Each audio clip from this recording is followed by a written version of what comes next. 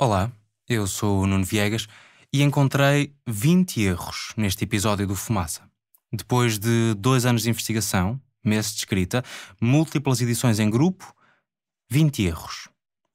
O meu trabalho principal aqui foi esse. Para todos os episódios, peguei numas 30 páginas de guião, separei-as em mais de 300 frases e depois procurei fontes, documentos, entrevistas e relatórios para justificar cada uma delas, uma a uma. E fiz isso para garantir que tudo o que vais ouvir, seja uma narração ou uma entrevista, é leal, justo e o mais factual que conseguimos apresentar. Para apanhar os 20 erros deste episódio, levei umas 50 horas, mais coisa, menos coisa. Fui picuinhas, revi contas, reli estudos, defini adjetivos. Quando chegares ao último capítulo desta história, vais ter ouvido o resultado de mais de 400 horas de verificação de factos. Não há tempo para fazer isto em todas as redações. Pagar-me o ordenado para garantir que o que aqui dizemos é verdadeiro custou ao Fumaça, contas por alto, quase 4.000 euros. É caro, mas acreditamos que é nossa obrigação criar jornalismo cuidado, pensado e preciso. Para continuarmos a fazer bem, e não rápido, dependemos das doações de quem nos ouve, da tua doação. Se tu nos queres apoiar, vai a fumaca.pt/contribuir e faz uma contribuição mensal recorrente. E agora vamos fazer uma pausa e eu volto a apresentar-me para fazer a introdução habitual. É o outro trabalho para que me pagam nesta série. Olá, eu continuo a ser o Nuno Viegas. Estamos no 8º episódio de Desassossego, uma série Fumaça sobre saúde e doença mental. Devias ouvir os episódios por ordem, já agora. Se este é o primeiro que encontras, volta atrás. Sugiro que ouças com auriculares ou auscultadores. Se quiseres ler a transcrição de tudo o que vais ouvir e um glossário com alguns termos mais específicos, está tudo em fumaca.pt. Já me ouviste o suficiente? Vamos ao episódio. A narração é de Margarida David Cardoso. Pronto, é isto. Gostava de falar sobre a minha história. Nunca falei dela, ou melhor, acho que nunca ninguém levou a sério este problema. E está na altura, se calhar, de alguém levar a sério e sobretudo, se puder ajudar outras pessoas. Era uma quinta-feira de manhã, maio de 2020. Horas depois de enviarmos uma newsletter à procura de quem nos falasse sobre saúde e doença mental, João Madeira escrevia de volta. Ouviste-o no último episódio, mas ficou por contar como é que só aos 40 anos João chegou ao diagnóstico pelo qual procurou metade da vida. No e-mail daquela manhã falava de um percurso longo e maioritariamente funcional, com episódios de negligência, felizmente, outros de redenção. O que é que querias dizer com isto? Negligência porque... negligência médica, porque fui medicado erradamente, mais do que uma vez. Da altura senti-me uma cobaia. A ver o que é que funcionava? Sim, já não sabes o que é que... Não é que tenha perdido alguma vez a noção da realidade, mas que se a dada altura estás tão ou anestesiado, ou hiperexcitado, ou simplesmente, sei lá, a dada altura sentes que tipo, mas afinal eu sou o quê? Um rato de laboratório? Quer dizer, o que é que se passa aqui? E ao mesmo tempo tens que lidar com a aceitação disso. Mas em algumas situações a meu ver, houve negligência ou falta de atenção. Depois daquele psiquiatra, amigo de família que não cobrava pelas consultas, o acompanhamento tornou-se inconstante. Viu vários médicos, teve diagnósticos de diferentes tipos de depressão, passou por um processo longo de experimentação de psicofármacos ao mesmo tempo que fazia psicoterapia. Mas nenhuma fórmula o fez alguma vez sentir que estava a ficar bem.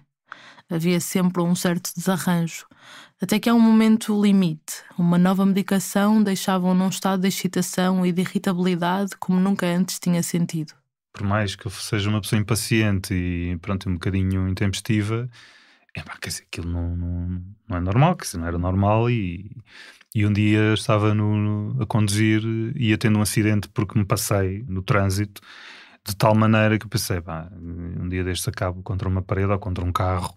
E nesse dia decidi, eu quero falar com outro médico. Eu não acredito que o que estou a tomar me está a fazer bem, não acredito, se calhar nem acredito neste diagnóstico. O tratamento depende muito da relação que tu estabeleces com o médico, mas o que acontece também, quando as pessoas vão numa situação de grande fragilidade, a precisar muito de apoio e a sentir que não são capazes por elas de se ajudar o suficiente, mesmo que sejam muito racionais ou sejam muito críticas ou não sei o quê, quando tu estás mesmo a precisar de ajuda, tu tendes a acreditar piamente na pessoa que tens à frente.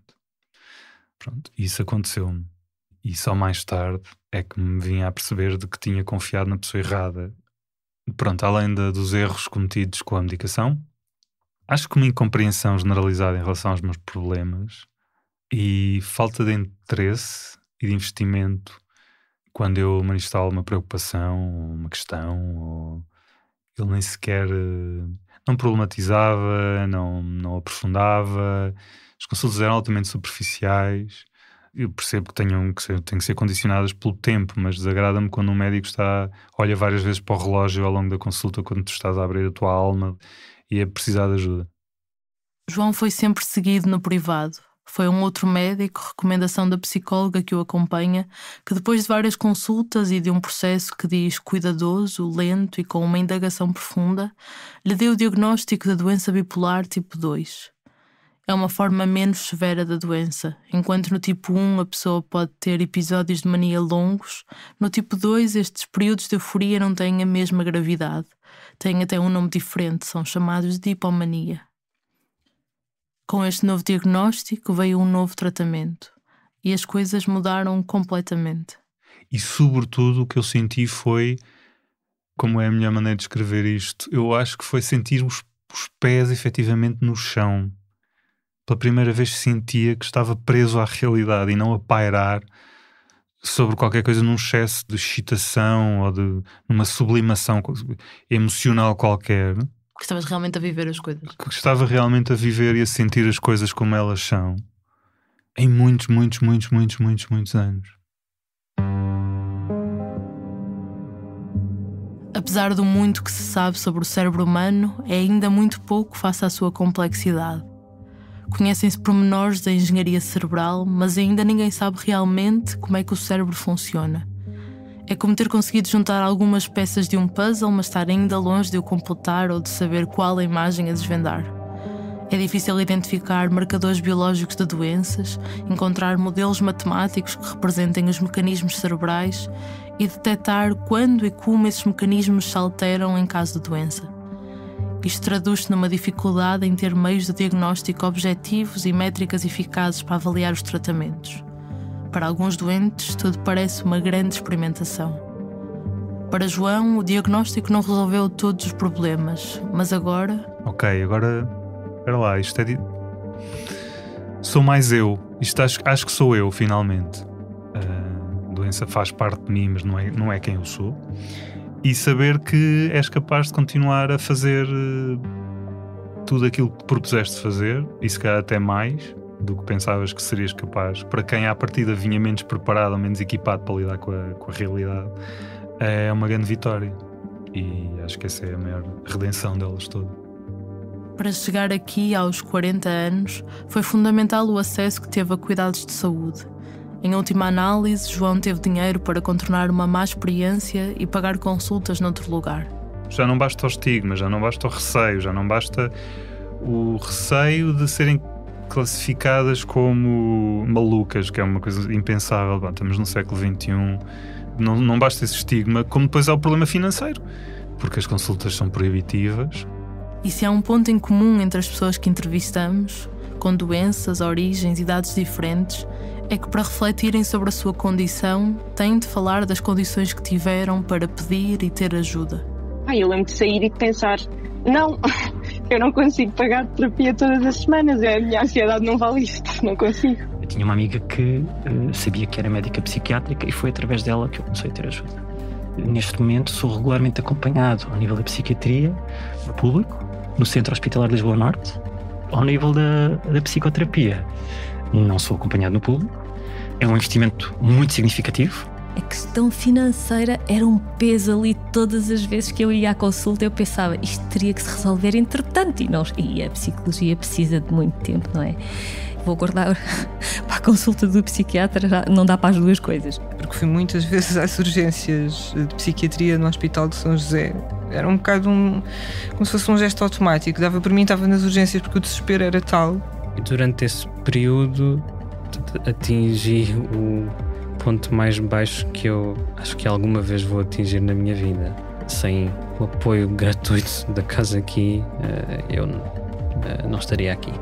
Como é que eu posso ir ao médico que não tenha pelo menos 1 hora para mim, em que esteja virado para o computador a ter uma consulta com o computador, não comigo? Eu tenho consultas, desde que tive o surto, eu tenho consultas mensais. Eu quis mesmo que fossem mensais, que era para eu me sentir protegida e para garantir que a coisa ia correr bem. Então eu mando mail, telefone. Eu lembro-me da primeira consulta ter sido uma coisa incrível. Eu tinha ido ao gabinete de apoio psicológico da minha faculdade e tinha procurado ajuda. Fiz uma consulta de triagem, tive 40 minutos a chorar naquele consultório.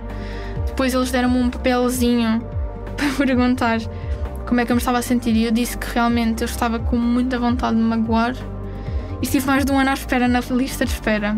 Eu já tinha ido à médica de família, já andei ali há algum tempo a sofrer e eu penso que eles vão um bocadinho ao limite da coisa para conseguir encaminhar-nos para o hospital, de forma que eu não esperei, preferi não esperar, nem sequer fui logo ao privado. Neste episódio falamos de acesso. Que condições dá o país às pessoas que precisam de cuidados de saúde mental e aos profissionais que as tratam? Como se desenharam os serviços de saúde? E quando são insuficientes, quais as consequências na prevenção e tratamento da doença? Este é o episódio 8, Serviços Mínimos. Seja toda a gente bem-vinda ao Fumaça.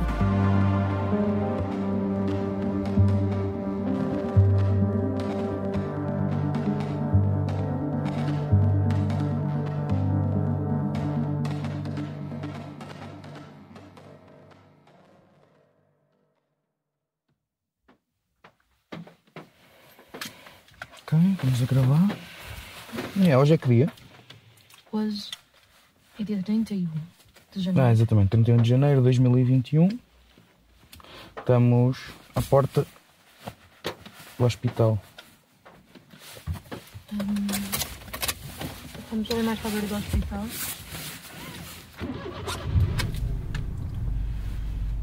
Por esta altura, eu e o Bernardo Afonso estamos a chegar ao Hospital Distrital de Porto Alegre. Apanhamos Ana Samoco e Afonso Homem de Matos, que aqui ainda eram médicos internos de psiquiatria, no fim de um turno de urgência. Já os ouviste no episódio 6. Aqui estamos na segunda linha de cuidados, onde devem ser tratados os doentes que precisam de cuidados psiquiátricos especializados. Nos centros de saúde, a primeira linha, devem ser tratados os casos ligeiros e moderados de doença mental.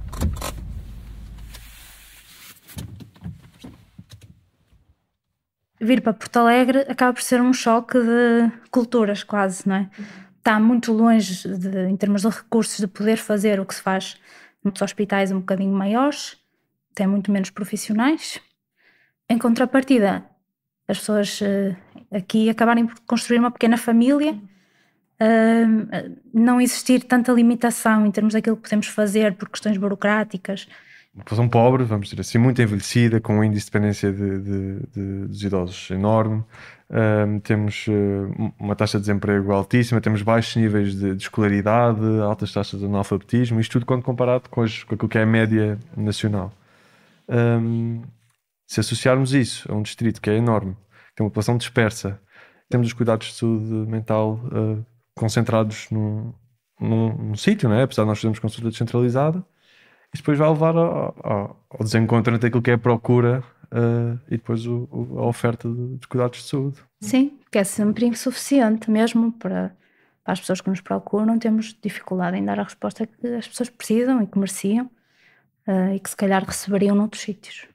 Tenho pessoas que me pedem, por favor, não me marque consulta só daqui para não sei quanto tempo, porque eu não consigo despender esse dinheiro, porque depois o táxi vem. Se a pessoa não tem a consulta logo à hora que está marcada, o táxi está aí à espera, se for preciso. Que o táxi tem que esperar. Sim, para muitos sítios tem que esperar. Depois as pessoas para irem embora não tinham como, não é? E então o táxi aí fica. Ainda ontem um doente da urgência que teve aí o dia todo, o táxi ficou 12 horas à espera a contar. Não é? Isto é de loucos. Faltava um pouco de tudo.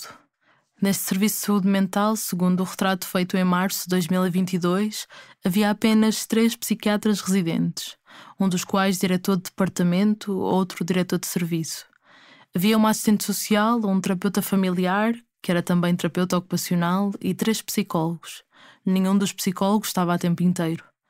Os enfermeiros desdobravam-se entre o internamento e visitas domiciliárias. Na unidade infantil-juvenil havia 2 psicólogos, um apenas 11 horas por semana, e desde dezembro de 2021, uma médica interna dava consultas de seguimento aos menores de 18 anos, que até então eram acompanhados pela psiquiatria de adultos. E com estes recursos, faziam-se os mínimos. Crianças e jovens com pedidos de primeiras consultas continuavam a ser encaminhados para o Hospital Dona Estefânia, em Lisboa, a 2h30 de casa. O mesmo quando precisavam de internamento ou de urgência. Para adultos, havia urgência 3 dias por semana e 2 fins de semana por mês. Havia internamento e consulta geral. Além da unidade de tratamento e recuperação de pessoas com dependência de álcool, não havia outras consultas especializadas. Porque não temos pessoas suficientes para as ter, de certa forma. É isto. Temos que nos dedicar à coisa grossa, não é? Sim. Aos problemas principais. Isto obriga a uma ginástica de agendas e consultas com horários sobrepostos. Às vezes acontece ter 3 doentes marcados à mesma hora ou... Intervalos entre consultas maiores do que seria clinicamente confortável. Embora também não tenha uma agenda muito... seja uma lista de doentes muito grande, ainda assim já se torna um bocadinho difícil de marcar nos timings em que eu gostaria. Traduz-se em consultas marcadas de forma oficiosa para dias de urgência. Sei lá, às vezes isto muito pouco convencional e nem sei até que ponto adequado. Às vezes peço a pessoas para virem nos dias que estou de urgência, porque senão não haveria vaga de consulta. E episódios de urgência que não o são. Olha, hoje há urgência de psiquiatria ou não? Não, só há não sei quanto. Ligam para as senhoras aqui, para as telefonistas aqui do hospital, que depois têm a escala e dizem, olha, venha só na terça, porque só há urgência na terça-feira. E no final do dia, isto culmina em listas de espera longas. Em Porto Alegre, em meados de outubro de 2022, 236 pessoas esperavam 200 dias, mais de meio ano, entre terem feito o pedido e a data da primeira consulta de psiquiatria. No site oficial que agrega os tempos médios de espera no serviço público, não há dados sobre a psicologia neste hospital. E aqui note que, como dá conta a entidade reguladora da saúde, os hospitais e cuidados primários do SNS têm dificuldades em extrair todos os dados e dados mais corretos relativos aos tempos de espera. Mas no SNS o pior não é marcar a primeira consulta. Há uma pressão para cumprir os tempos máximos de resposta para primeiras consultas definidos por lei e em 2020, 6 em cada 7 utentes da psiquiatria foram atendidos antes dos limites estabelecidos. 30, 60 ou 120 dias conforme o grau de prioridade. O pior é marcar as consultas seguintes. Aqui Pedro Morgado, psiquiatra no Hospital de Braga. À data desta entrevista, em 2020, ainda não era coordenador regional da saúde mental no Norte, como é hoje. Não é aceitável que as pessoas às vezes tenham consultas de meio em meio ano ou de ano em ano, ou às vezes em alguns hospitais mais do que um ano entre consultas. E isto não é aceitável, isto é um problema que é muito antigo, de falta de recursos na saúde mental, mas que se ele também estivesse resolvido nós poderíamos reduzir muito o afluxo aos serviços de urgência e as tais falsas urgências que seriam desnecessárias. E há muitos hospitais que funcionam em função das suas urgências, em função das pessoas que têm para fazer a urgência. A psiquiatra Susana Pinto Almeida diz que este espaçamento das consultas vem em parte da tentativa de resposta às urgências. Hoje médica no Hospital Prisional São João de Deus e consultora forense no Instituto Nacional de Medicina Legal, Susana trabalhou no SNS até 2018, na psiquiatria geral dos hospitais de Leiria e de São João no Porto. Descreve um ciclo que se autoalimenta. e imaginemos que há necessidade de fazer mais horas, porque há quase sempre necessidade de fazer mais horas, não é? Eu, em vez de estar 12 horas de urgência numa semana, vou estar 24, ou até vou estar 3 períodos de 12. Mas posso estar na urgência, posso estar preocupada com doentes que têm internados, não é? Que estão na unidade de internamento, que muitas vezes é deslocada até do próprio serviço de urgência, e posso estar preocupada porque, entretanto, tenho que remarcar consultas, porque eu, naquele período, devia estar a fazer consultas e, afinal, estou destacada na urgência, e tenho que as remarcar para algum sítio. Mas depois, quando vou ver o sítio, é daqui a 6 meses, e penso, estas pessoas não têm culpa do funcionamento ser este, e, portanto, não vou estar... O que é que acontece? Posso ir sobrecarregar a minha agenda, não é? Nas próximas semanas para tentar colmatar. E, portanto, é este jogo. Para aliviar a falta de pessoal nos hospitais, entra também neste jogo o trabalho de médicos tarefeiros, contratados temporariamente consoante as necessidades. Em todo o SNS, essas necessidades têm vindo a crescer, segundo a Administração Central do Sistema de Saúde, em especial para, e cito, assegurar o regular funcionamento dos serviços de urgência. Em 2021 foi registado um valor recorde de 136,4 milhões de euros na remuneração destes médicos, quase mais 5% do que no primeiro ano de pandemia.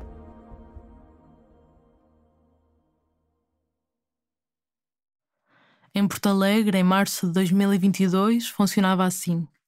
2 psiquiatras tarefeiros asseguravam os 2 fins de semana de urgência por mês. Outros 2 faziam um total de 35 horas mensais de consulta.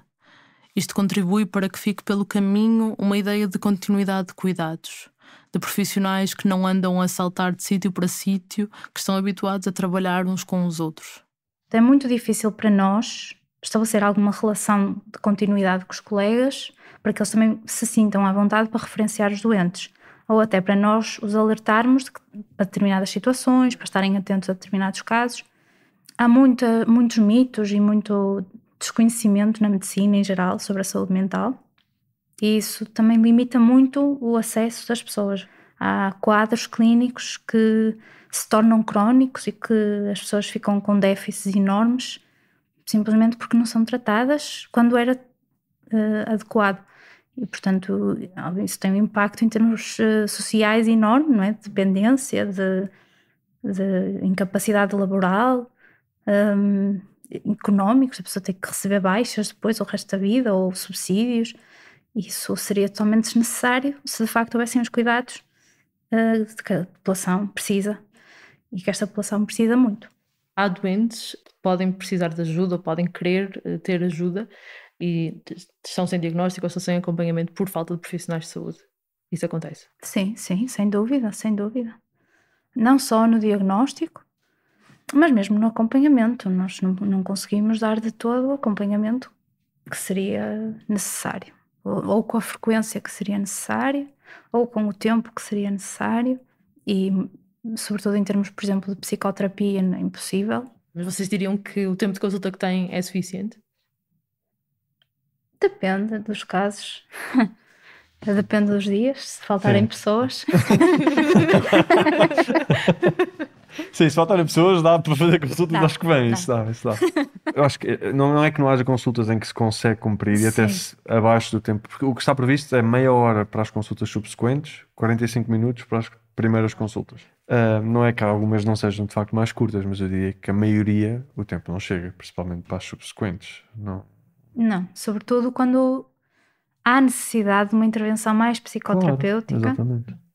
Após um processo de discussão e consulta pública, a Ordem dos Médicos estabeleceu em 2019 os tempos médios padrão que considera adequados para o bom atendimento.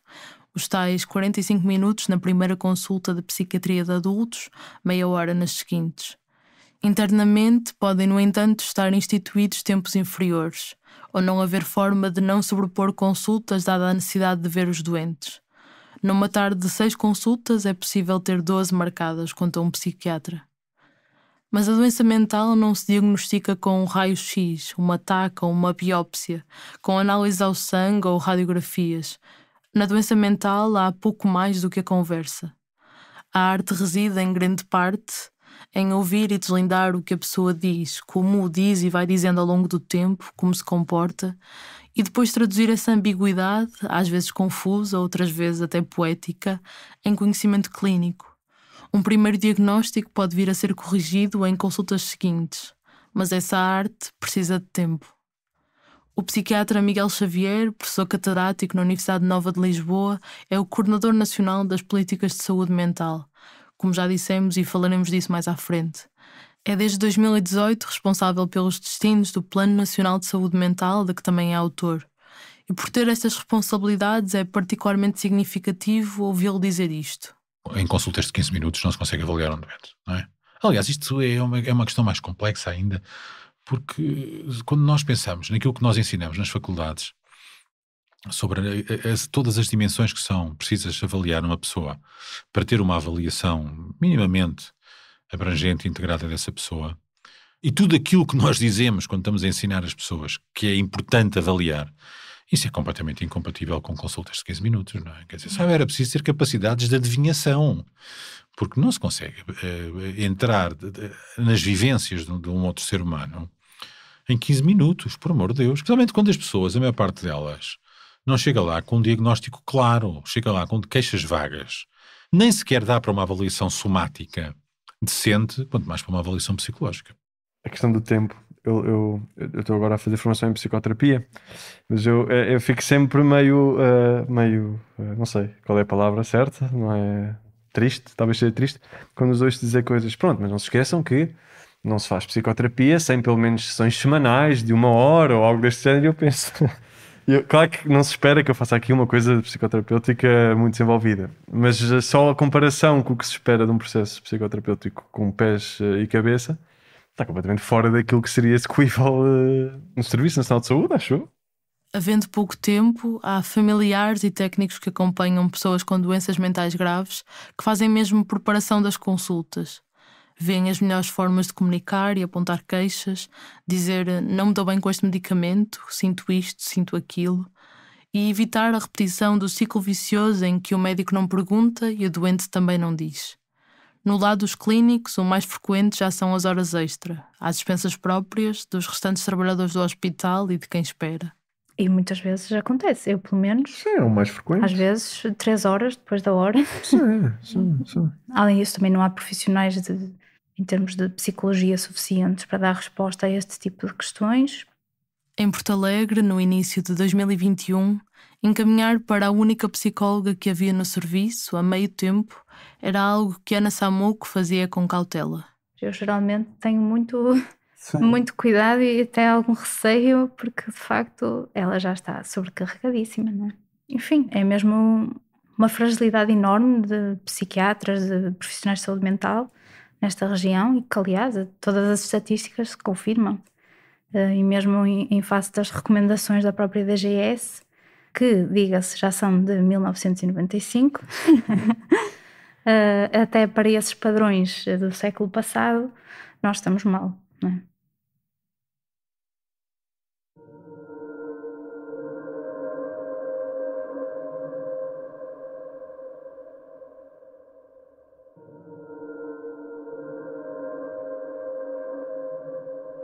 Os últimos anos vieram reforçar o número de médicos nos serviços de psiquiatria dos hospitais. Hoje vêm-se menos carenciados. O número de psiquiatras no SNS aumentou 43% em 15 anos, chegando aos 601 em 2021. Na psiquiatria da infância e da adolescência, o aumento para 121 pedopsiquiatras representou uma subida de 71%. O problema continua a ser a sua distribuição desigual pelo país e a falta de todos os outros profissionais. Perante a ausência de dados do Ministério da Saúde, este é o retrato feito pelo coordenador das políticas de saúde mental. Os únicos profissionais de saúde mental de que não existe uma falta enorme, não que os haja em excesso, são os psiquiatras de adultos. A falta de pedopsiquiatras, citando, é gritante. Enfermeiros nos serviços de saúde mental são menos de 1000. Psicólogos, 600 e tal. Assistentes sociais, menos de 100. Terapeutas ocupacionais, também menos de 100. Estes números são arredondados desta forma porque até fevereiro de 2022 a Administração Central não tinha dados atualizados e centralizados sobre o número de pessoas em cada serviço. Desde o início do ano, há um Excel a circular entre diretores de serviço para que deem conta dos recursos humanos com que trabalham. Com os números das associações profissionais, há outra forma de olhar para os dados. Em meados de outubro de 2022, eram cerca de 24.300 os psicólogos registados na Ordem, nem todos com formação em clínica.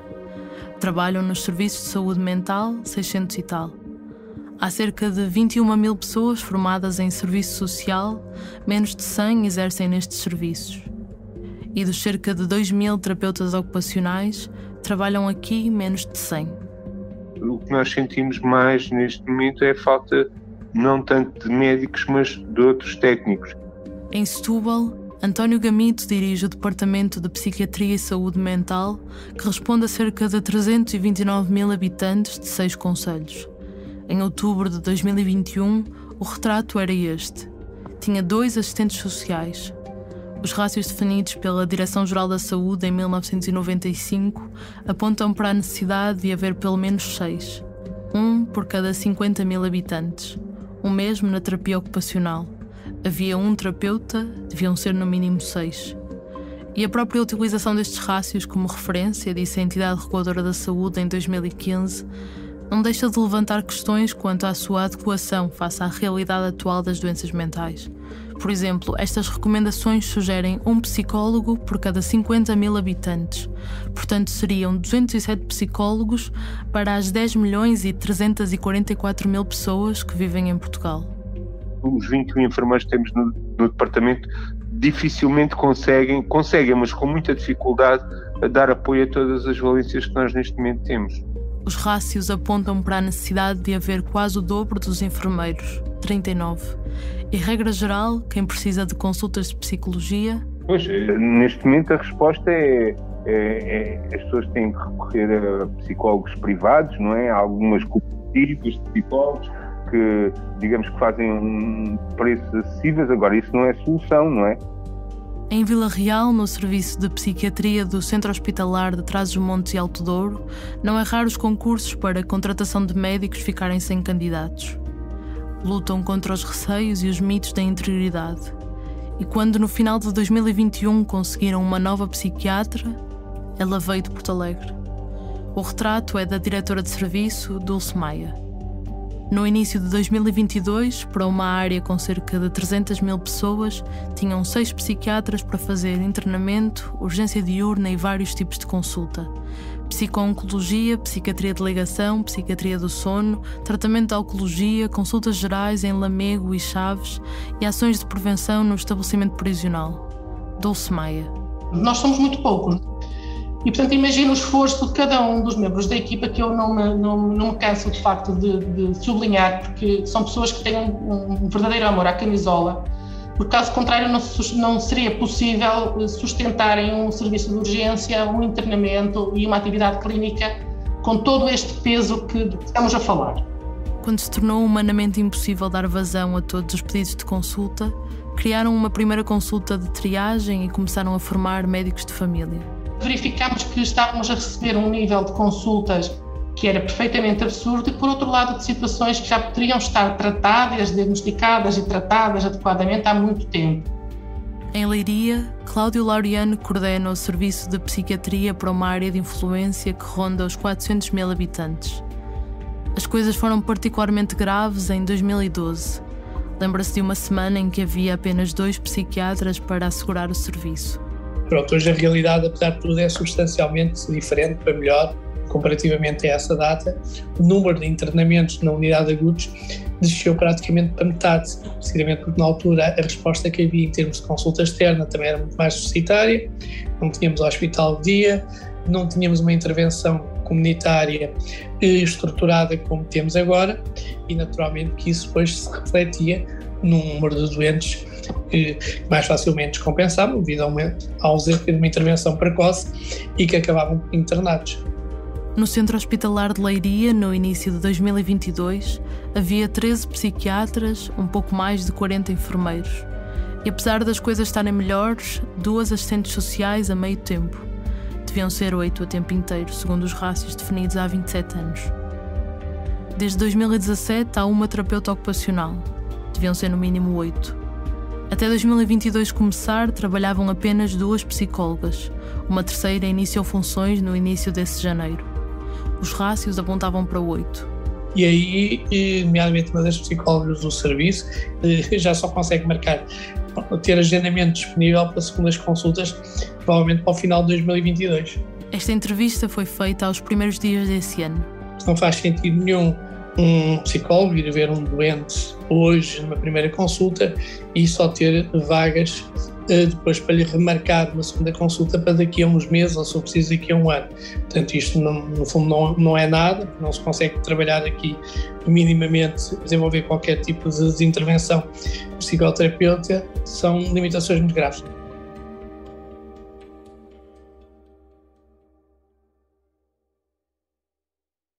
São limitações como estas que redundam numa descontinuidade de cuidados. Pessoas que são perdidas pelos serviços de saúde, que deixam de ir porque há doenças mentais que toldam o insight, o autoconhecimento e a percepção de que se está doente. Porque não veem os efeitos das terapêuticas ou não têm ferramentas para as compreender. Porque não houve tempo ou vontade para explicar devidamente que os antidepressivos podem piorar os sintomas da depressão nas primeiras semanas, que um transtorno de ansiedade pode muitas vezes ser tratado com um antidepressivo, que tanto a apatia como a irritabilidade podem ser alertas de início de uma doença psicótica, ou que parar a medicação de repente pode desencadear uma recaída com consequências difíceis de reverter. Sem tempo de consulta, se há um clima de dúvida ou insegurança, ele adensa-se.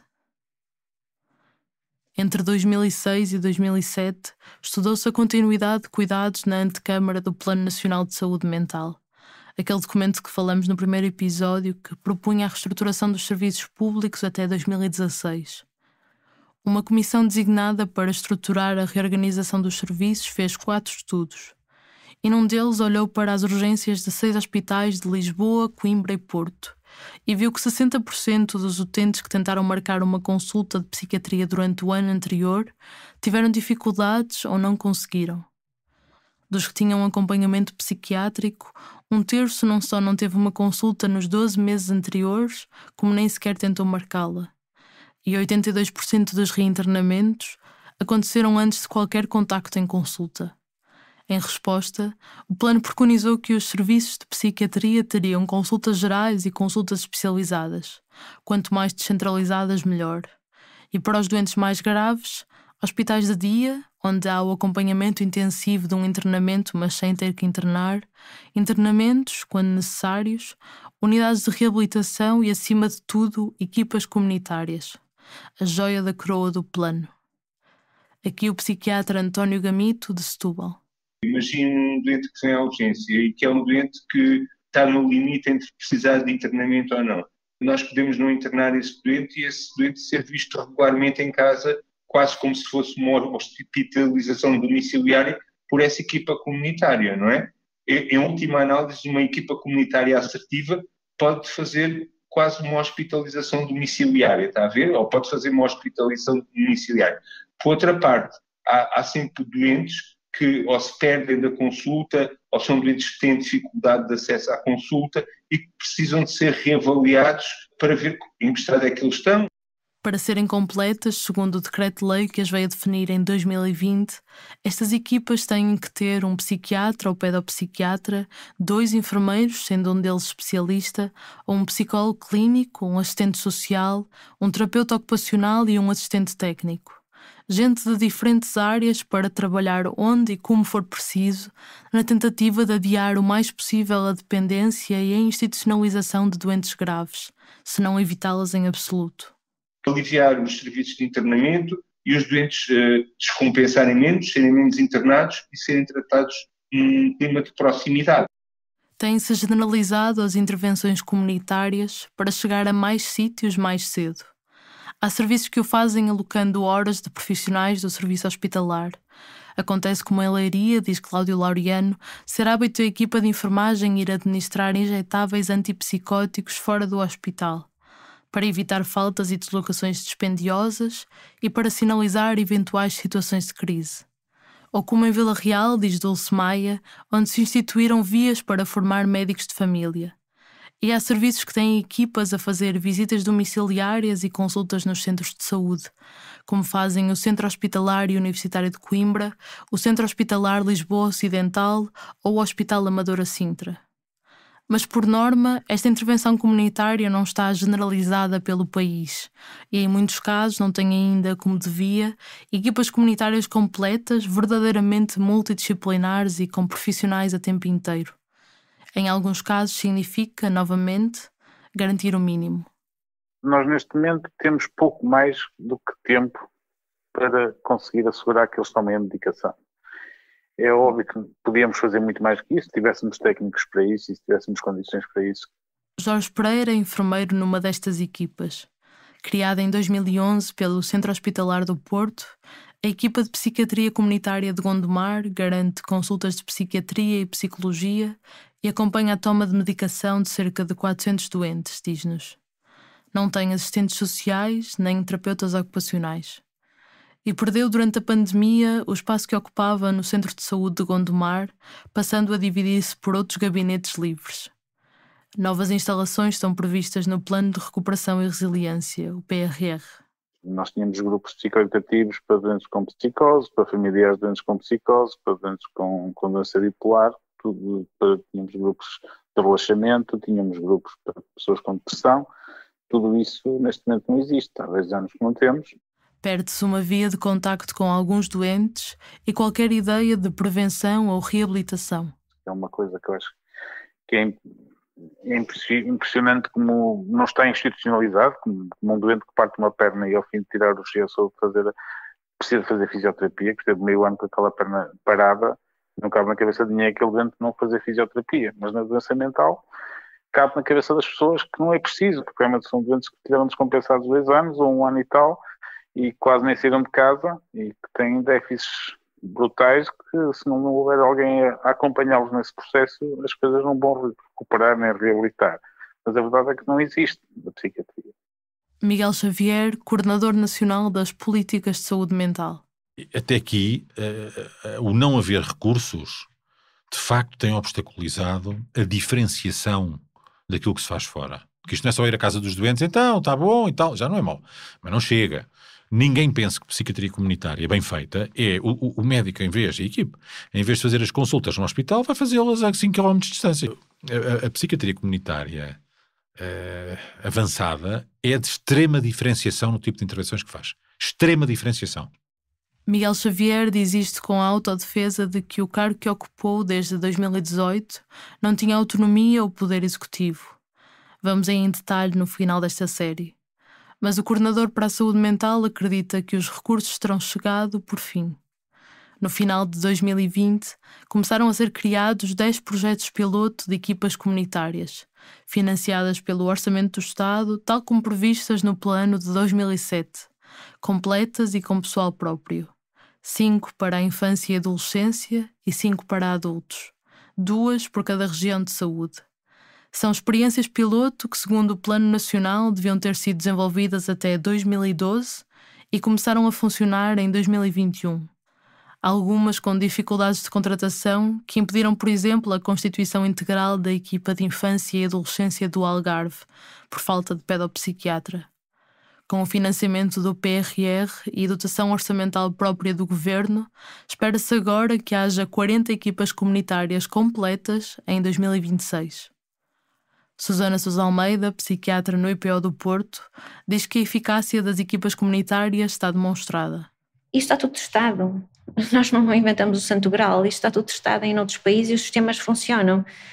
Eu fico sempre com muita urticária quando ouço profissionais a dizer que isso é um mito e que isso é uma coisa irreal. Não é. O que é curioso é que até poupa dinheiro. Porque se nós tivermos os doentes tratados, nós temos mais pessoas reabilitadas, temos mais pessoas que não perderam a vida toda de unidades ano profissionais que vão para o lixo. A incapacidade por doença mental é brutal. A depressão já vai ser a principal causa de incapacidade em vida ativa nos próximos 5 anos, à frente das doenças oncológicas e das doenças cardiovasculares. Porque são muitas pessoas em idade ativa que não recuperam a capacidade profissional. No Canadá, a Comissão de Saúde Mental, criada pelo Governo, tem trazido cálculos económicos para junto destes argumentos. Em 2017, por exemplo, demonstrou com base em 9 estudos feitos no país que equipas comunitárias de resposta rápida podem reduzir para metade os custos com cuidados de saúde em jovens com ideação suicida. que melhorar o acesso a psicoterapias, além de melhor qualidade de vida, poupa cerca de $2 por cada dólar gasto. Mostrou que a oferta de uma única sessão de aconselhamento para pessoas que vão frequentemente às urgências podia resultar numa poupança do equivalente a €15 por pessoa ao fim de um mês, por causa do absentismo e das visitas ao hospital que se evitam. E só mais 2 resultados. Oferecer atempadamente cuidados multidisciplinares a pessoas com déficits temporários resultou numa média de 16 dias a menos de incapacidade por pessoa e em menos pessoas em transição para danos permanentes. Um último. Tratar pessoas séniores com 6 sessões psicoterapêuticas nos cuidados primários, em vez de as medicar com sedativos ou nem terem qualquer tratamento, representou uma poupança total de até €7.500 por pessoa.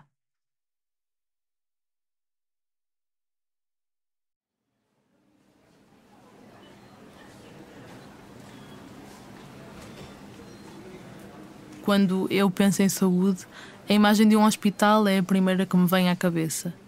A entrada de uma urgência, cadeiras duras de plástico às cores, corredores brancos incandescentes ou paredes pastel corridas com uma tira de madeira.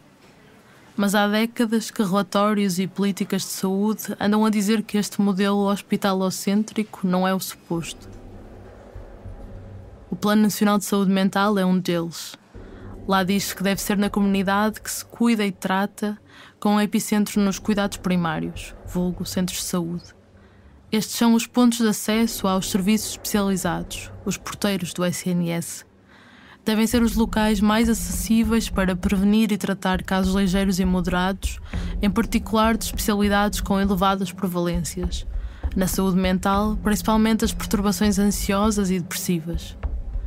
É por isso que em Portugal é nos centros de saúde e não nos hospitais que grande parte das pessoas recebe cuidados de saúde mental. É também dos centros de saúde que resulta a maioria das prescrições de psicofármacos.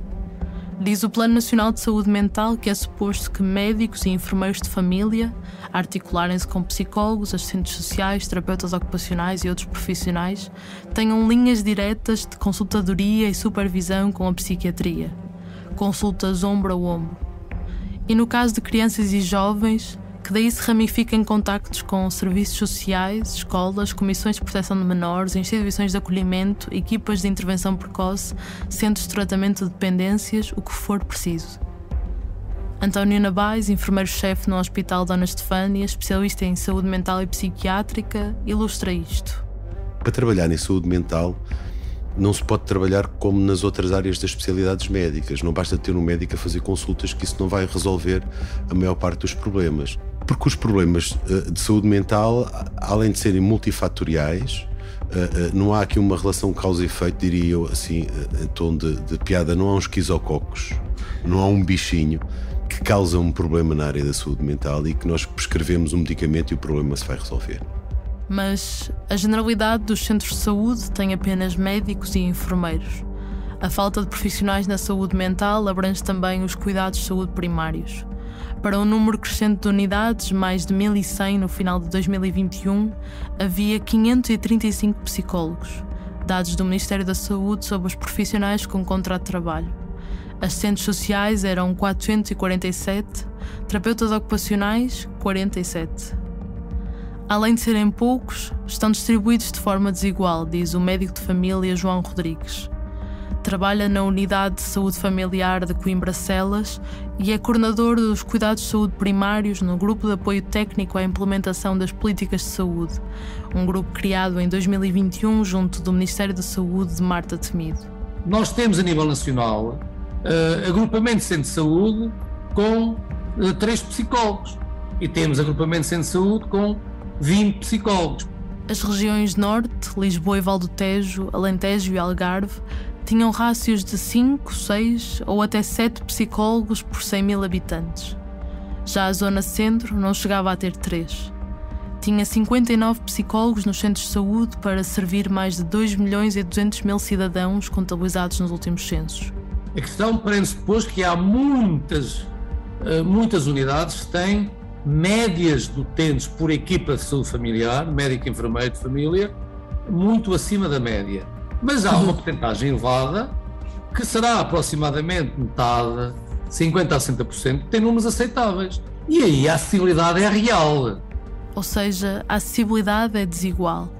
Há quem seja visto na hora pelo médico do costume num centro de saúde de paredes branquíssimas, corredores amplos e modernos, e quem tenha de fazer fila de manhã cedo para garantir vaga à porta de um velho prédio de difícil acesso.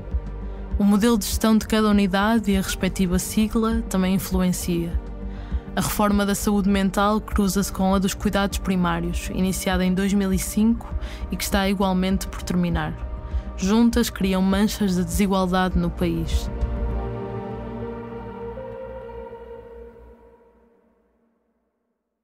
É certo que nos últimos anos se deram saltos quantitativos no acesso a este nível de cuidados. A cobertura de médico de família, que em 2010 era de 82%, chegou a um valor recorde de 93% em 2018. Mas desde aí, esta tendência inverteu-se.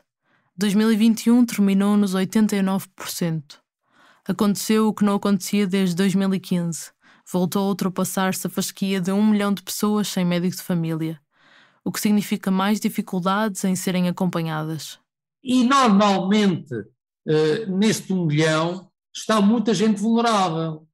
Está muita gente que está desempregado, que é de uma classe social mais baixa. Não há nenhum estudo que o demonstre. João Rodrigues sustenta-o por ver concentrarem-se na região de Lisboa e Val do Tejo imigrantes de contextos desfavorecidos, sem equipa de saúde familiar. É nesta região que estão a maioria das pessoas sem médico de família. Eram, em setembro de 2022, mais de 923 mil. Em 5 dos agrupamentos de centros de saúde da região, mais de 1/4 dos inscritos não tinha médico atribuído, ao passo que há zonas da região norte com uma cobertura acima dos 99%. Mas mesmo que houvesse médicos de família para todos, também há que acrescentar que na saúde mental mais profissionais não significam por si só mais ganhos em saúde. Serviços com muita gente, mas sem respostas comunitárias ou capacidade de se articularem entre si, não são solução. De novo, o psiquiatra Pedro Morgado. Acho que há muito a fazer na comunicação entre os hospitais e os centros de saúde. Há um investimento muito grande a fazer na consultoria, naquilo que é a discussão partilhada de casos clínicos e a orientação partilhada de casos clínicos, mas eu penso que os médicos de família estão perfeitamente capazes de fazer o rastreio e o diagnóstico. Faltam-lhes depois as respostas. João Rodrigues partilha da mesma opinião. Os médicos de família têm entre as suas competências que saber prevenir a doença mental e detectar sinais de alerta, diagnosticar e tratar as perturbações mais comuns com opções de tratamento farmacológico e não farmacológico. A saúde mental é uma das áreas de formação obrigatória ao longo dos 4 anos em que tiram a especialidade em medicina geral e familiar. Têm de fazer 48 horas de urgência psiquiátrica e 1 a 3 meses de estágio na área. O problema não é esse. O problema é a rede que ainda não está montada, o trabalho colaborativo que não existe, as dificuldades de referenciação e depois a maior parte de nós andamos todos costas voltadas uns para os outros. Não é? Ao longo dos anos, foram sendo reportadas essas dificuldades na articulação entre centros de saúde e hospitais e no acompanhamento de utentes. Em 2008 e 2009, quando se conseguiu fazer o primeiro e único Estudo Epidemiológico Nacional de Saúde Mental, estimou-se que quase 65% das pessoas com algum tipo de perturbação mental não tinha tido qualquer tratamento no ano anterior. 1/3 dos doentes graves estava sem cuidados. E podiam-se passar anos entre os primeiros sintomas e o início do tratamento. A mediana nesse atraso era de 4 anos na depressão major, 6 na doença bipolar. Já em 2011, uma missão da Organização Mundial da Saúde, que veio avaliar o progresso das reformas da saúde mental, apontava para o risco dos serviços hospitalares ficarem esmagados com tantos casos de ansiedade e de depressão referenciados pelos cuidados de saúde primários, e não conseguirem dar resposta a todas as pessoas com problemas graves e permanentes. E em 2016, quando o prazo original para cumprir o Plano Nacional de Saúde Mental terminou e este teve que ser revisto, escrevia-se que, ao contrário da maioria dos países da Europa Ocidental, em Portugal as terapias psicológicas para ansiedade e depressão continuavam a não ser, regra geral, disponibilizadas nos cuidados de saúde primários. Pedro Morgado resume.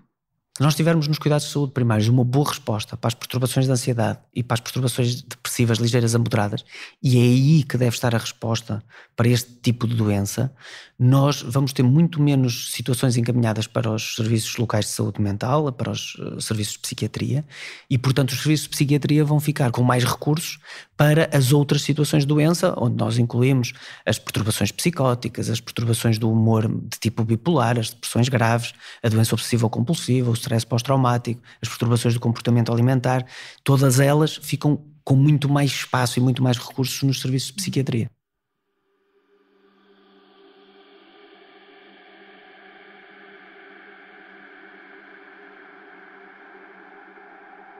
As assimetrias geográficas, sociais e económicas condicionam o acesso que uma pessoa tem aos cuidados, os tratamentos que lhe estão disponíveis, a probabilidade de ficar com mais ou menos déficits, as chances de recuperação.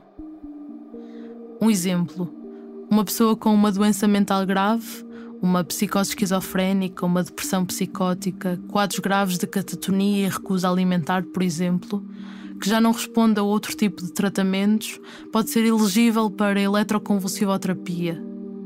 Vários psiquiatras descrevem-na com a mesma expressão, life-saving, que salva a vida. Este tratamento induz, sob anestesia, estímulos elétricos doseados, dirigidos a determinadas zonas do cérebro. E quanto mais cedo for feito, mais eficaz é a recuperação anatómica e funcional do cérebro. Ora, uma pessoa no Alentejo ou no Algarve nestas condições, que vê o prognóstico agravar-se com o tempo, pode ter de fazer mais de 500 km para ir e voltar a Lisboa ou Setúbal para se tratar. Alguns doentes fazem-no de ambulância 2-3 vezes por semana ou têm de ficar internados. Há muito tipo de cuidados que parece que nós não conseguimos dar sem tirar outra coisa. Olha, sim, tem este tratamento, mas vai ter que fazer 500 km. Olha, tem isto, mas vai... Não sei. Parece outro país diferente. Afonso Homem de Matos e Ana Samoco sentiam isto em Porto Alegre. Já Susana Sousa Almeida, no Porto, via pessoas dos concelhos vizinhos a não conseguirem suportar o custo da deslocação para a psicoterapia que idealmente lhes prescreveria. Eu posso ter um hospital excelente, cheio de psicólogos, se eu tiver o doente a 100 km e se o doente não tiver capacidade de se deslocar para fazer terapia, se tiverem de apanhar 3 autocarros e um comboio para vir à consulta, ou pior, vir ao filho para deixar de trabalhar uma manhã para o levar ao hospital, é evidente que nós podemos ter tudo cheio de psicólogos e cheio de psiquiatras, mas não vamos ter doentes. E é indecente prescrevermos uma coisa que o doente não consegue pagar. A falta de acesso ao tratamento é um fator que potencia a doença. Que agrava a adesão, sabota o tratamento e perpetua a sensação de impotência. Nem para os meus remédios que consigo. Não é? E para nós médicos é frustrante. É uma dor de alma ouvirmos nos mídia, por exemplo, uma senhora com uma perda vital transitória e cheia de recursos dizer que saiu da depressão só com a força da mente, ou porque foi um senhor muito habilidoso que lhe deu umas mãozinhas e lhe fez umas massagens. E depois ouvirmos pessoas como os meus doentes oncológicos que se sentem profundamente invalidados e frágeis, pior, fracos de espírito, porque não conseguem sozinhos sair daquela situação. E quando se olha para os mais novos, para a infância e a adolescência, as assimetrias parecem gritar uns decibéis acima. E lhe perguntar quantos pedopsiquiatras é que trabalham consigo na região do Algarve? No Algarve, para além de mim, o Sistema Nacional de Saúde não trabalha neste momento nenhum pedopsiquiatra. Pedro Dias é o único pedopsiquiatra contratado para um hospital do SNS em toda a região do Algarve. Está a meio tempo. Faz cerca de 25 horas por semana. Chegou ao Hospital de Faro em dezembro de 2018, depois de terminar a especialização em Lisboa. Após aposentações e saídas, está sozinho desde janeiro de 2020. Desde então, os concursos abertos ficaram desertos. Os concursos são inúteis. São concursos que dão acesso a um contrato de trabalho que não está equilibrado relativamente àquilo que é pedido ao profissional. Pedro Dias refere-se às 40 horas semanais de período normal de trabalho. Cerca de metade dessas horas são de trabalho programado, consultas, internamentos, serviços na comunidade, marcadas entre segunda e sexta-feira, no máximo de 8 horas por dia, a definir entre as 8 da manhã e as 8 da noite. Mas este horário tem que incluir também o trabalho em serviço de urgência, em cuidados intensivos e cuidados intermédios, que pode ser marcado para qualquer dia, a qualquer hora. É algo de uma violência extrema e ninguém está disposto a abdicar dos seus sábados, domingos, feriados e noites a acumular um desgaste grande que depois inviabiliza qualquer estabilidade emocional para poder fazer bem o seu trabalho. Não temos os médicos disponíveis para andar aos saltinhos. Isso acontece com os professores que andam na carreira dos professores que andam aos saltos durante 10, 12, 15 anos até ficarem efetivos. Isso é desastroso para as crianças que elas ensinam, é desastroso para os próprios professores. Posso perguntar-lhe porque é que o Pedro decidiu ir para o Algarve e permanecer nesta vaga? Porque a minha esposa é do Algarve. Resumidamente.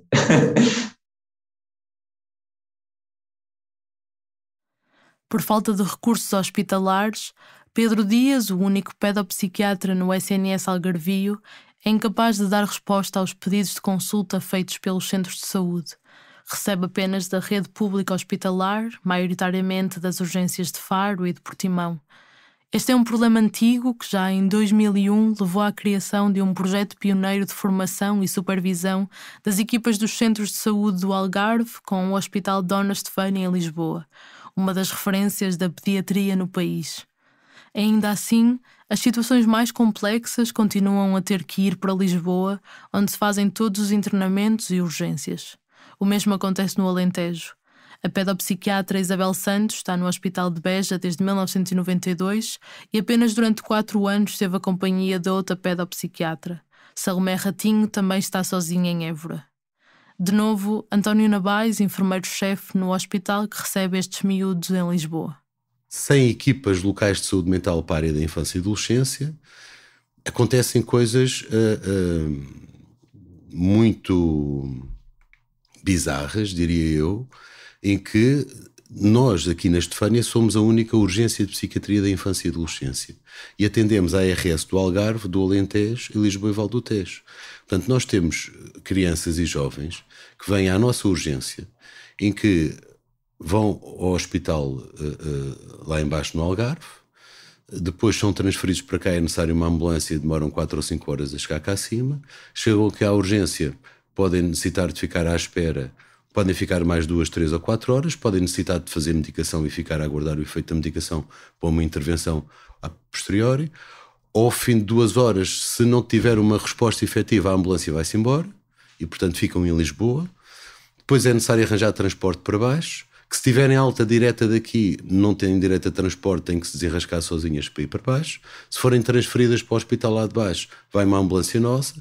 Quer dizer, para uma observação diferenciada nesta área, gasta-se um dia, isto tem despesas astronómicas. Portanto, nós também já sabemos que quando chega alguém do Algarve ou do Alentejo ou de Tomar, nós tentamos agilizar para despachar as pessoas o mais rápido possível, para que continuem ainda a ter direito ao transporte. Fora das situações de urgência, a distância torna inacessíveis tratamentos mais diferenciados. No Hospital de Dia do Dona Estefânia, por exemplo, há crianças e jovens a fazer terapias todas as semanas, alguns durante 2 anos. Estão disponíveis pedopsiquiatra, psicólogo, enfermeiro, psicomotricista, terapeuta ocupacional. Os cuidadores também podem ter terapia familiar. Mas isto só está disponível para quem se consegue deslocar ao centro de Lisboa sistematicamente. E quando o internamento ou a urgência em Lisboa termina e é preciso que uma criança do Algarve seja vigiada no pós-alta, abre-se a exceção no restrito circuito de acesso à consulta pedopsiquiátrica de Pedro Dias. Estes miúdos passam à frente numa enorme lista de espera para a primeira consulta. Há uma janela de intervenção a chamar os miúdos. Para os casos considerados urgentes não deve ser superior a 30 dias. E estamos a falar de uma lista de espera que tem uma previsão de atendimento hospitalar de 12 meses, 18 meses, estamos a falar de 1 ano, 1 ano e meio, 2 anos às vezes, e há muitos casos que deviam estar a ser geridos mensalmente ou quinzenalmente e são vistos 2 em 2 meses, 3 em 3 meses, medicamos muito os meninos para eles se aguentarem minimamente em algumas situações, mas não é obviamente a melhor forma de trabalhar e correm-se alguns riscos. Um deles é o risco dos miúdos chegarem à adolescência com quadros mais graves e mais difíceis de intervir. Outro, não tão imediato, é o de se perderem dentro do sistema. Em particular na passagem da pedopsiquiatria para a psiquiatria de adultos. Inês Homem de Melo, à data interna de psiquiatria do Hospital Magalhães Lemos no Porto, explica. Muitas vezes os doentes são seguidos pelos pedopsiquiatras até aos 18 anos e depois têm alta e caem num fosso. Transferência é o pior cenário, é tipo, vai, leva este papel para outro médico. Portanto, não há uma comunicação direta pedopsiquiatra com o psiquiatra, o que é uma grande pena, porque, caramba, perde-se imensa informação, transição, uma coisa muito mais orgânica. Em alguns países até fazem a última consulta do adolescente já na presença do psiquiatra de adultos. Então, este é o próximo, já lhe contei a tua história toda. No Hospital Júlio de Matos, em Lisboa, existe por isso mesmo uma unidade para jovens dos 15 aos 25 anos. A transição para a maioridade coincide com grandes mudanças e é um dos picos de maior incidência dos primeiros episódios psicóticos. A codificação das doenças muda, o crescimento altera a forma como elas se manifestam e há inúmeras vezes em que os psiquiatras pressentem que pode estar ali a gerar-se uma doença mental grave, mas ainda não dá para perceber muito bem se sim, se não e qual. Já evidencia aquilo que nós chamamos de pródromos, estas alterações do humor que o adolescente está aqui a mostrar. Isto cheira a doença bipolar, mas ainda não é. Não é porque não dá, porque a doença não começa, raramente começa antes dos 18 anos. Esse ponto nevrálgico obriga os serviços a uma boa passagem de testemunho onde ainda se falha. Onde nós falhamos mais é nestes casos em que adivinha-se que vem algo de mais grave, o jovem tem alta, o médico de família até encaminha para a psiquiatria de adultos, mas o jovem não sabe para onde vai, não conhece a cara do próximo médico. Por vezes até passa de um hospital geral para um hospital psiquiátrico. Deus me livre, eu agora vou me enfiar num hospital psiquiátrico. É um sentimento de insegurança, não vai. Meses ou anos depois, este jovem que teria pródromos de doença bipolar ou de esquizofrenia, por exemplo, reaparece nos serviços de saúde com um quadro de doença francamente instalado. O prognóstico muito pior. Resultado, nós somos mais frágeis onde devíamos ser mais coesos. Que é aqui. A doença mental é a doença crónica da juventude.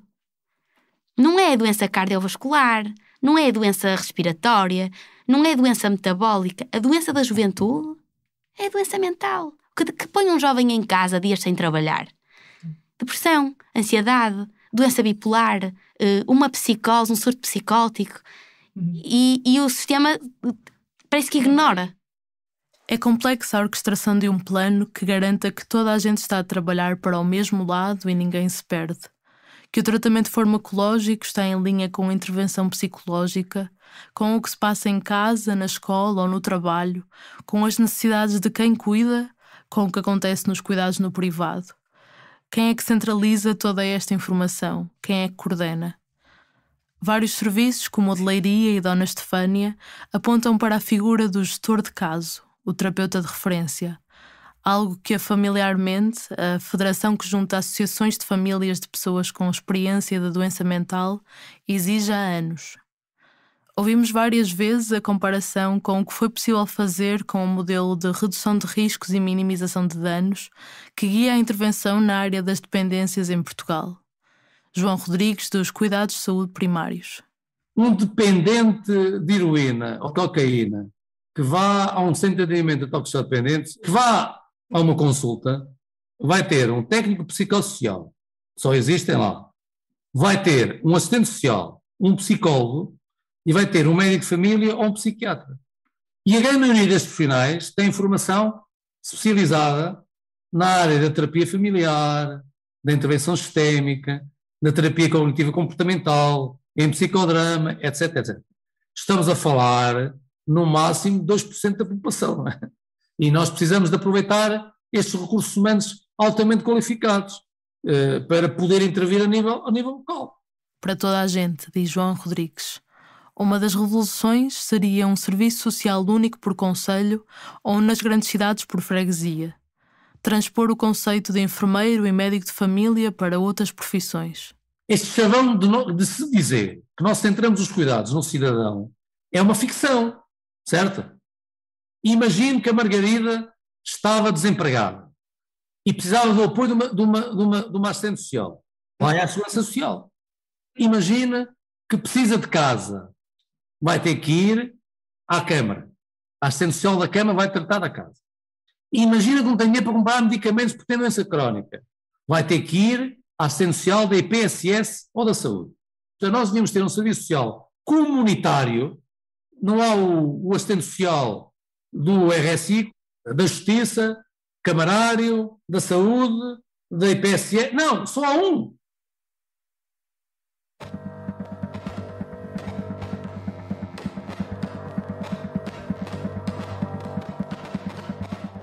Falhas na prevenção e nos cuidados primários têm deixado assoberbados serviços de psiquiatria que ainda demoram em tornar-se verdadeiramente comunitários. Há uma luta logística para tentar chegar mais cedo a quem ainda se chega tarde. Doentes com dificuldades de acompanhamento, consultas curtas e longamente espaçadas. Um modelo ainda médico-cêntrico tende a monopolizar cuidados no lado bio de um sistema que se desenhou para ser biopsicossocial. O social tem dificuldade em caber na saúde. A narrativa sobre o sofrimento psíquico é dominado pela psicofarmacologia, embora sejam várias as linhas orientadoras que defendem o tratamento combinado de medicação, com mudanças no estilo de vida e psicoterapias validadas cientificamente para determinadas doenças. São particularmente recomendadas em perturbações de ansiedade e nas depressões. Nem médicos, nem enfermeiros, nem psicólogos saem dos seus cursos certificados para aplicar psicoterapias. Quem a quer fazer paga pela especialização. São as grandes cidades que absorvem os cuidados mais diferenciados. É a equidade no acesso, perde-se na organização heterogénea dos serviços e em persistentes assimetrias regionais. Então vamos ao elefante que está connosco na sala há 1 hora. É que, como consequência de tudo isto, mas não só por isto, medica-se mais. A medicação é nós avaliarmos, vamos ao computador, receitamos e o ajuste é feito em 5 minutos, se for preciso.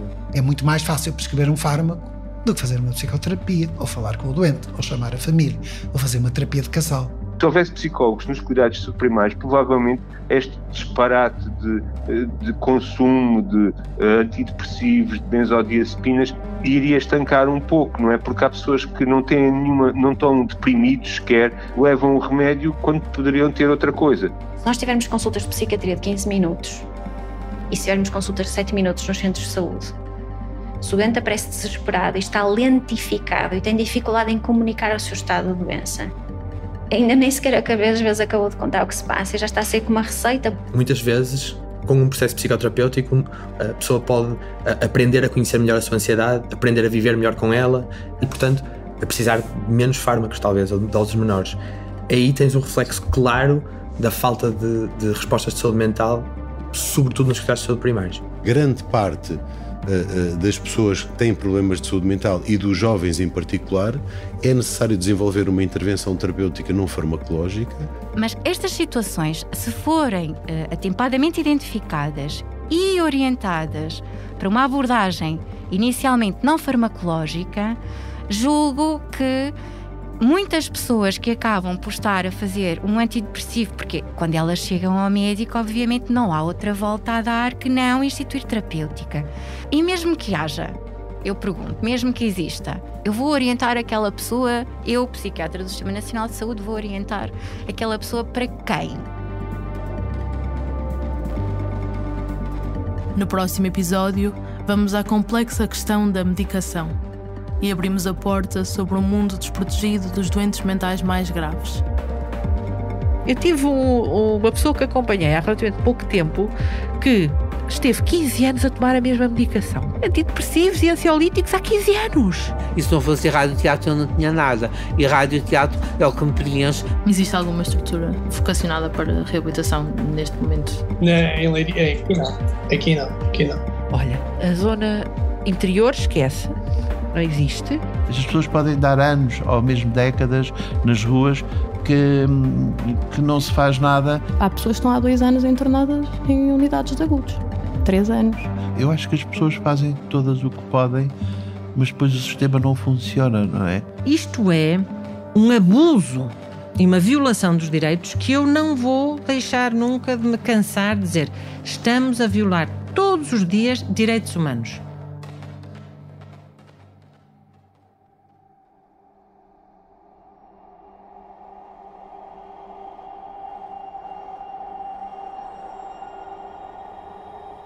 Não sei quantos terão contemplado com o olhar que merece uma rua deserta com gente nela. Uma rua deserta não é uma rua onde não passa ninguém, mas uma rua onde os que passam nela como se fosse deserta.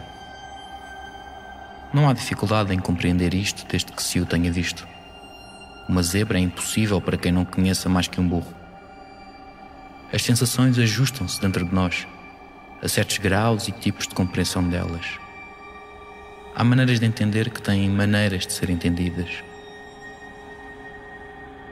Há dias em que sobe em mim, como que da terra alheia à cabeça própria, um tédio, uma mágoa, uma angústia de viver que só me não parece insuportável porque de facto a suporto. É um estrangulamento da vida em mim mesmo. Um desejo de ser outra pessoa em todos os poros. Uma breve notícia do fim.